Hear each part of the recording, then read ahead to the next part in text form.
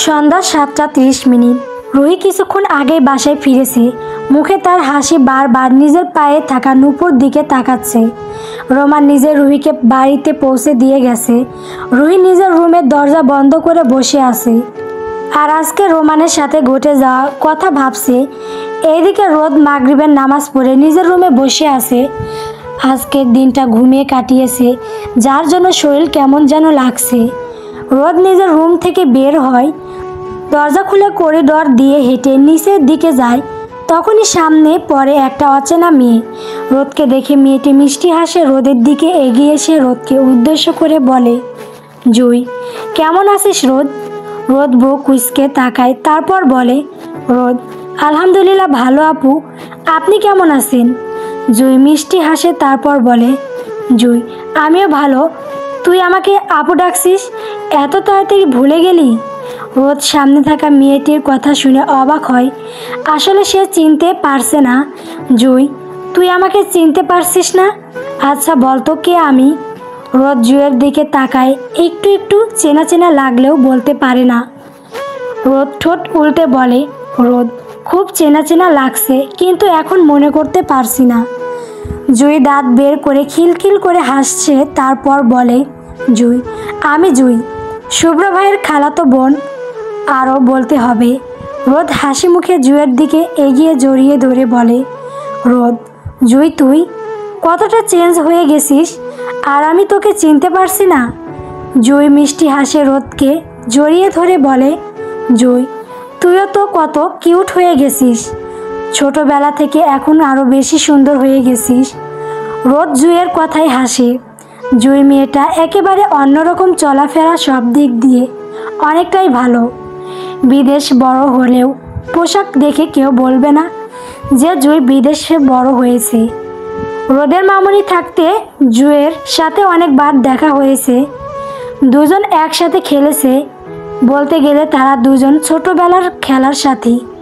রোদ জুইকে নিয়ে নিজের রুমে যায়, দুজন মিলে অনেকটা সময় গল্প পড়ে।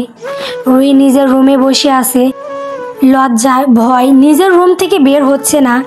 যদি কেউ পায়ে থাকা নূপুর দেখে ফেলে তাহলে সে কি বলবে? রুহি নিজের রুমে ঘাপটি মেরে বসে আছে আর রোমানের কথা ভাবছে। রোমান কেমন করে তাকিয়েছিল রুহির দিকে। রুহি লজ্জায় নিজের মুখ ঢাকে দু হাত দিয়ে। আজ 2 দিন পর নিলয় বাড়িতে ফিরে। কানে সমস্যার জন্য চট্টগ্রাম গিয়েছিল ডক্টর দেখাতে।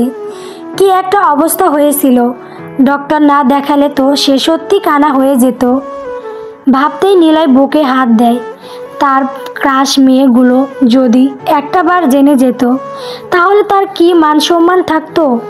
নিলয় মনে মনে কিছু একটা ভেবে হাতে ফোন নিয়ে নতুন সিমের নাম্বার থেকে কল দেয়। নীলাকে আজ অনেক দিন হয়ে গেছে, নীলাকে জ্বালাতে পারছে না, তাই আজকে আবার জ্বালানোর জন্য কল দেয়।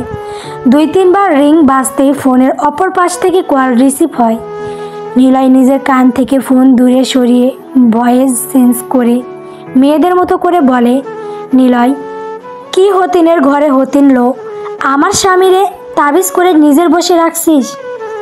আরে হতিন, তুই আমার জামাইয়ের সাইরা দে।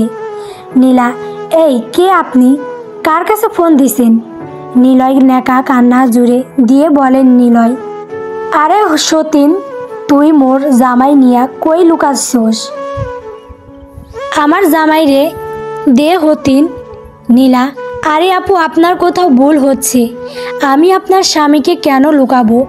নিলয় ফোন দূরে নিয়ে হাসে, তারপর আবার বলে, নিলয়, আরে হতিন লো, মিথ্যা কইস না, আমার জামাইরে দিয়া দে, নইলে তোর নামে মামলা দিব। নীলা এবার রেগে যায়, রেগে তেতে উঠে বলে, নীলা, দূর মিয়া, গাঁজা খাইয়া ফোন দিছেন? হ্যাঁ, কে আপনার স্বামী, কে নিছে, আর কে আপনার সতীন? নীলার কথা শুনে নিলয় ফিক করে হেসে দেয়। নীলা হাসির শব্দ শুনতেই কণ্ঠ চিনে ফেলে। রাগে তেতে উঠে কিছু বলতে যাবে, এমন সময় নিলয় ফোন কেটে দেয়। নীলা শক্ত হাতে নিজের ফোন চেপে ধরে, রাগে রিরি করতে বলে উঠে, নীলা, হাদারামের বাচ্চা, তুই এত দিন তাহলে আমাকে ফোন দিয়ে এরকম জ্বালাইয়েছিস? তোকে তো আমি শেষ করে ফেলবো, রেডি থাকিস গাদা। রোদ জুই পুরো বাড়ি ঘুরে ঘুরে দেখছিল। সেই ছোটোবেলায় এই বাড়ি দেখছিল, এখন পুরোপুরি কিছু মনে নেই। রোদকে হেনা বেগম ডাক দেওয়ার রোদ হেনা বেগমের কাছে চলে যান। জুইকে 5 মিনিটের কথা বলে জুই সম্মতি জানায়। জুই বাড়ি ঘুরতে ঘুরতে এতটা রুমের কাছে এসেই দাঁড়ায়। দরজা হালকা খোলা। জুই দরজা একটু ফাঁক করে উঁকি মারে। রুমটা সুন্দর করে সাজানো গুছানো, খুব সুন্দর পরিপাটি। জুই কৌতূহল বশত রুমের ভিতরে ঢুকে রুমের চারপাশ ঘুরে ঘুরে দেখতে থাকে। হঠাৎ দরজা খোলার শব্দ সামনে তাকাতেই হা হয়ে যায়। চোখ বড় বড় করে তাকিয়ে থাকে সামনের দিকে। অয়ন সামনে একটা মেয়ে দেখে অবাক হয়। জুই নিজের হুঁশে আসতেই দেয় জোরে চিৎকার। অয়ন কোমরে তোয়ালে পেছানো, এই একটু আগেই বাসায় আসছে। এসে শাওয়ারে ঢুকে লম্বা শাওয়ার নিয়ে বের হয়েছে, কিন্তু তার রুমে তো সচরাচর কেউ আসে না। তাহলে এই মেয়েকে? অয়ন এখন বেশিরভাগ সময় কাজে ব্যস্ত থাকে, বাসায় অনেক কম আসে। তার কারণ হচ্ছে রোদ। কারণ সে রোদকে দেখলেই দুর্বল হয়ে পড়ে, বারবার ইচ্ছে করে রোদের কাছে জুটে যেতে। আর সেই জন্য নিজেকে ব্যস্ত রেখে রোদকে ভুলে থাকার ব্যথা চেষ্টা। তবে সেই চেষ্টা সে সফল হতে পেরেছে কি না জানা নেই। এত বছরের ভালোবাসা কি এত সহজে ভুলে যাওয়া যায়? অয়ন চিৎকার শুনে সাথে সাথে ওয়াশরুমে ঢুকে দরজা লাগায়। এই মেয়ে যেভাবে চিৎকার করছে তাতে মনে হয় না যে তার মান ইজ্জত রক্ষা থাকবে কিছু। জুই অয়নে ওয়াশরুমে ঢুকে যেতে দেখে জুই অয়নের রুম থেকে দৌড়ে বেরিয়ে যায়। রুমের বাইরে এসে বুকে হাত দিয়ে জোরে জোরে শ্বাস ফেলে। রোদকে হেনা বেগম নিচে ডেকেছে। মিসেস রিনা খান ড্রয়িং রুমের সোফায় পায়ের ওপর পা তুলে বসে আছে, চোখ মুখ কেমন যেন গম্ভীরতা। রোদ ড্রয়িং রুম পেরিয়ে হেনা বেগমের কাছে কিচেনে যেতে নেয়।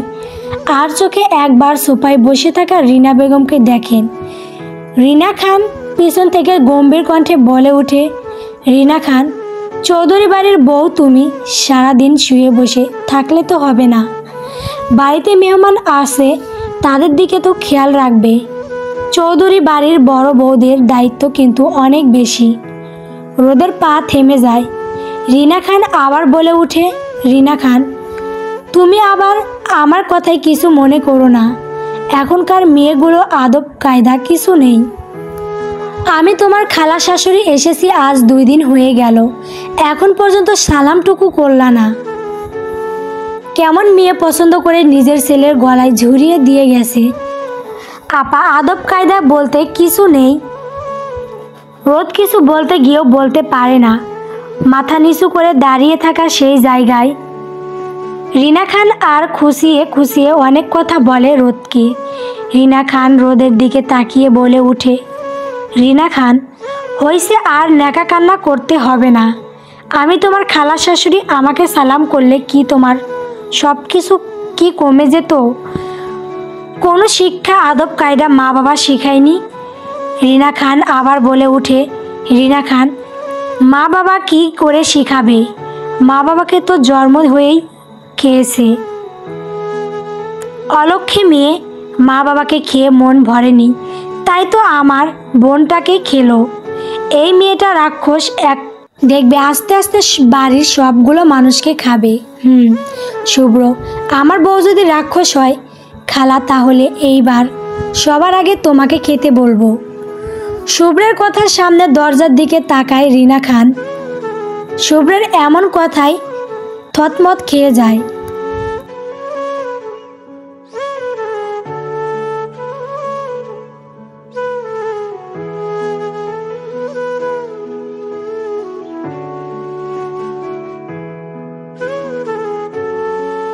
আমার বউকে আদব কায়দা তোমাকে শেখাতে হবে না। আমার বউ যেই রকম আছে তাতেই হবে। তবে তোমাকে আদব কায়দা শেখাতে হবে। আমার বউ তোমাকে সালাম করেনি, সেইটা নিয়ে তো প্রবলেম। আজকে সারা রাত তোমাকে সালাম করবে।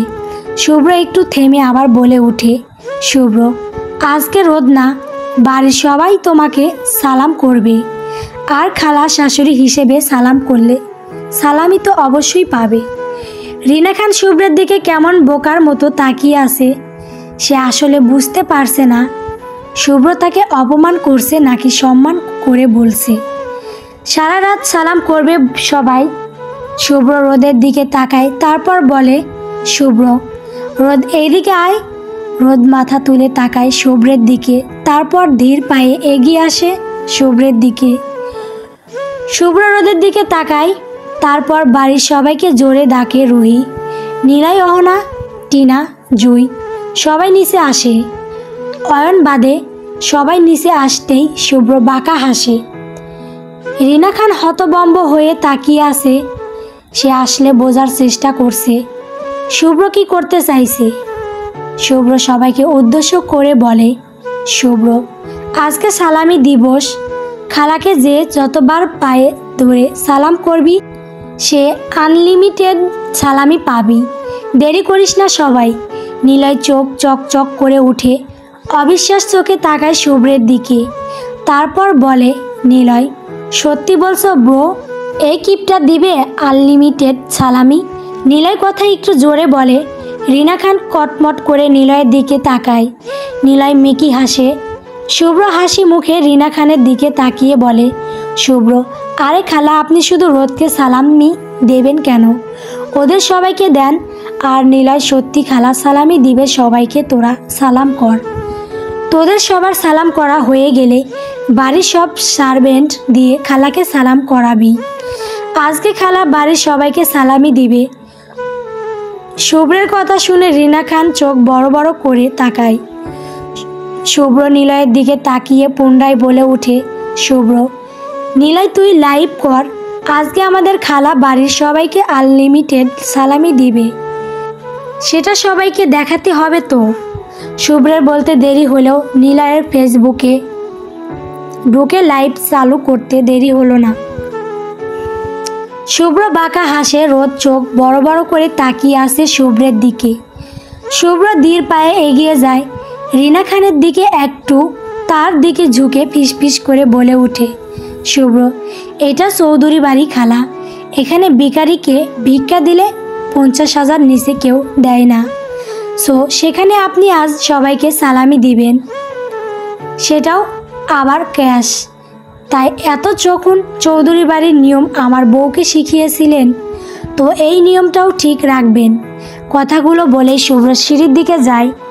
রোদের হাত ধরে রোদকে নিয়ে চলে যেতে যেতে বলে, শুভ্র, নীলয় যতক্ষণ না সালামি দেওয়া শেষ হবে ততক্ষণে লাইভ বন্ধ করবি না, লাইভ চলতে থাকবে। নীলয় জোরে চিৎকার করে বলে, নিলয়, ওকে ব্রো। শুভ্র রোদের হাত ধরে একরকম টানতে টানতে উপরে নিয়ে যায়। রোদ অবাক হয়ে শুভ্রের মুখের দিকে তাকিয়ে আসে। রোদ মনে মনে, এই মহিলা যে পরিমাণ কিপটা, সে দিবে আনলিমিটেড সালামি। হাস্যকর ব্যাপার, হাতের ফাঁক দিয়ে পানি পড়ে না, এত কিপটা। রোদের হাত শক্ত করে ধরে আসে, মনে হচ্ছে হাতের হাড় গোড় গুঁড়ো করে ফেলবে। শুভ্র রুমে আসতে রোদের হাত ছেড়ে দেয়। রোদ নিজের হাতের দিকে তাকিয়ে কাঁদো কাঁদো হয়ে শুভ্রের দিকে তাকিয়ে বলে, রোদ, কি করছেন আমার হাত? আমার হাত তো ভেঙে ফেললেন। শুভ্র কিছু বলে না, শান্ত দৃষ্টিতে রোদের হাতের দিকে তাকায়। ফর্সা হাতে লাল দাগ পড়ে গেছে। রোদ মাথা নিচু করে নিজের হাতের দিকে তাকিয়ে আসে। শুভ্র গা থাকা শার্ট খুলে সোফায় ছুঁড়ে মারে। রোদ এখনও খেয়াল করেনি শুভ্র শার্ট খুলে ফেলেছে। সে নিজের হাত দেখতে ব্যস্ত। শুভ্র গায়ে এখন একটা প্যান্ট আর সাদা গেঞ্জি। শুভ্র রোদের কাছে গিয়ে রোদকে কোলে তুলে নেয়। সোজা গিয়ে ওয়াশরুমে ঢুকে যায়। ঘটনা এত দ্রুত ঘটে যে রোদের মাথার উপর দিয়ে যায়। যখনই বুঝতে পারে তার গায়ে পানি পড়ছে, তখনই ছটফট করতে থাকে শুভ্রের থেকে ছোটার জন্য। শুভ্র বিরক্ত হয়ে রোদের দিকে তাকিয়ে বলে, শুভ্র, ব্যাঙের মতো লাফালাফি না করে চুপ করে এখানে দাঁড়া। রোদ বিচলিত হয়ে বলে, রোদ, আপনি আমাকে এত রাতে এভাবে ভিজিয়ে দিচ্ছেন কেন? ছাড়ুন আমায়, আমার শীত লাগছে। শুভ্র রোদের দিকে তাকিয়ে রোদকে শক্ত করে চেপে ধরে বলে, শুভ্র, এরকম হাঁসের মতো প্যাক প্যাক না করে চুপ করে এখানে দাঁড়িয়ে থাক, তা না হলে এমন কিছু করব যার জন্য তোকে সারা রাত গোসল করে পার করতে হবে। শুভ্রের কথা বুঝতে পেরেই রোদ চুপ করে যায়। এদিকে নিলয় লাইভ অন করে বলে, নিলয়, হ্যালো গাইস, আজকে আমাদের পান প্রিয় কিপটা খালা, না মানে থুক্কো, আমাদের খালামণি আমাদের আনলিমিটেড সালামি দেবে। সো আপনারা সবাই দেখতে থাকুন আমরা কত টাকা সালামি পাই। রিনা খান কটমট চোখে তাকায় নিলয়ের দিকে। নিলয় বুদ্ধি করে ক্যামেরা ঘোরায় রিনা খানের দিকে। রিনা খান হাসি হাসি মুখে বলে, রিনা খান, দেব তো সালামি, টাকা তো রুমে আসে, আমি বরং রুম থেকে টাকাগুলো নিয়ে আসি। জুই নিজের মায়ের মুখে কথাগুলো শুনে দ্রুত বলে ওঠে, জুই, আরে আম্মু, তুমি কষ্ট করে সিঁড়ি বেয়ে উঠতে যাবে কেন, আমি নিয়ে আসি টাকাগুলো। জুই কথাগুলো বলে আর দাঁড়ায় না, দৌড়ে সিঁড়ি বেয়ে উপরে চলে যায়। 2 মিনিট পর হাতে একটা ব্যাগ নিয়ে চলে আসে। হাসি হাসি মুখে সোফার সামনে থাকা টি টেবিলের ওপর ব্যাগটা খুলে সব টাকা রাখে। নিলয়ের চোখ মুখ চকচক করে উঠে। কমপক্ষে 3 থেকে 4 লাখ টাকা হবে। তবে সেখানে 2 পয়সা থেকে শুরু করে 1 টাকা, 2 টাকা, 1000 নোট পর্যন্ত আছে, ছিঁড়া টাকাও আছে। মনে হচ্ছে এত বছর কিপটামো করে যে টাকা জমিয়েছিল সব জুই নিয়ে এসেছে। লাইভ চলেছে বলে রিনা খান কিছু বলতেও পারছে না। অন্যদিকে বাড়ির সব সার্ভেন্ট এসে হাজির হয়েছে। সবাইকে দেখে রিনা খান হার্ট অ্যাটাক হবার অবস্থা। সবাই দৌড়ে গিয়ে রিনা খানকে ঘিরে ধরে।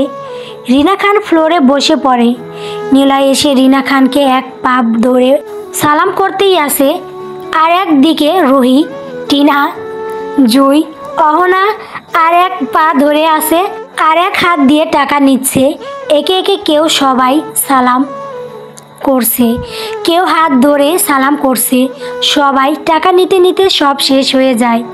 রিনা খান ছেড়ে সবাই সরে যায়। রিনা খান ফ্লোর থেকে উঠে দেখে তার একটাও টাকা নাই। চিৎকার করে সেন্সিলেন্স হয়ে যায়। নিলয় ভয়ে ভয়ে তাকায়। সবাই কাছে এসে ডাকতে থাকে, চোখে মুখে পানি দিতে থাকে।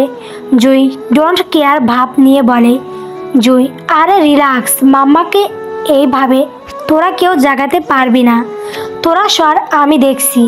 রুহি নিলয় সরে যায়। জুই নিজের কাছ থেকে 1000 টাকা একটা নোট বের করে রিনা খানের নাকের কাছে ধরে। কিছু সময় যেতেই রিনা খান টাকা শুকতে শুকতে জেগে উঠে। বলতে থাকে, রিনা খান, টাকা টাকা, আবার সব টাকা নিয়ে গেল রে। রিনা খান উঠতে দেখে সবাই দৌড়ে পালায়। গল্প বাঁধনহারা প্রেম।